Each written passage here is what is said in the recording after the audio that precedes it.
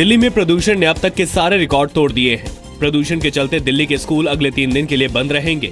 गाजियाबाद और नोएडा में भी कक्षा 2 तक के बच्चों के लिए अगले 2 दिन स्कूल बंद कर दिए गए हैं। धुंध की वजह से दिल्ली आने वाली 9 फ्लाइट डाइवर्ट की गई हैं। दिल्ली में बढ़ते प्रदूषण पर नियंत्रण को लेकर मुख्यमंत्री अरविंद केजरीवाल ने कहा है कि अगर जरूरत पड़ी तो फिर से ऑड इवन स्कीम शुरू की जाएगी। केजरीवाल ने प्रदूषण पर काबू पाने के लिए केंद्र से कृत्रिम बारिश कराने की भी मांग की। केंद्र ने इस मसले पर आज पड़ोसी राज्यों के पर्यावरण मंत्रियों की बैठक बुलाई है। जम्मू कश्मीर के शोपियां जिले में मुठभेड़ के दौरान सेना ने एक आतंकी को मार गिराया। उससे पहले जम्मू कश्मीर के पुंछ और कृष्णा घाटी सेक्टर में पाकिस्तानी गोलाबारी में 2 जवान शहीद हो गए हैं, जबकि बीएसएफ के एक अफसर सहित सेना के 2 जवान और 2 नागरिक भी घायल हुए हैं। उगते सूर्य को अर्घ्य देने के साथ ही सूर्य की आराधना का महापर्व छठ आज समाप्त हो गया। देश के अलग अलग हिस्सों में महिलाओं ने उगते सूर्य को अर्घ्य देकर छठ मैया का व्रत पूरा किया। प्रधानमंत्री नरेंद्र मोदी ने भी देशवासियों को छठ की शुभकामनाएं दी हैं। ब्रिटेन की प्रधानमंत्री थेरेसा मे आज से 3 दिन के भारत दौरे पर हैं। अपने दौरे से पहले थेरेसा ने भारत को ब्रिटेन का सबसे पुराना दोस्त और सबसे पक्का बिजनेस पार्टनर बताया। आज दोपहर ब्रिटिश प्रधानमंत्री की पीएम मोदी के साथ द्विपक्षीय वार्ता होगी।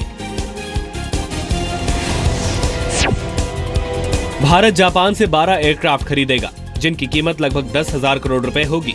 आज होने वाली डिफेंस एक्विजिशन काउंसिल में इस पर फैसला लिया जा सकता है। प्रधानमंत्री नरेंद्र मोदी की गुरुवार से शुरू हो रही जापान यात्रा के दौरान पीएम जापान के साथ असैनिक परमाणु सहयोग पर भी दस्तखत करेंगे। इनकम टैक्स डिपार्टमेंट ने मीट एक्सपोर्टर मोइन कुरैशी पर ब्लैक मनी एक्ट के तहत केस दर्ज किया है। मोइन पर बिना टैक्स दिए विदेश में कालाधन रखने का आरोप है। मोइन और उनके परिवार वालों के नाम विदेशों में कई संपत्तियां हैं, जिन्हें घोषित नहीं किया गया है। विदेश मंत्री सुषमा स्वराज ने बांग्लादेश में हिंदुओं पर हुए ताजा हमलों को लेकर चिंता जताई है। विदेश मंत्री ने ढाका में भारतीय उच्चायुक्त से बात कर इस मसले को प्रधानमंत्री शेख हसीना के सामने उठाने को कहा है। लद्दाख की डैमचौक में सेना के इंजीनियर्स ने स्थानीय ग्रामीणों के लिए सिंचाई के मकसद से पानी की पाइपलाइन बिछाने का काम पूरा कर लिया है। इस पाइपलाइन को लेकर इस हफ्ते की शुरुआत में चीन और भारत के सैनिक आमने सामने आ गए थे।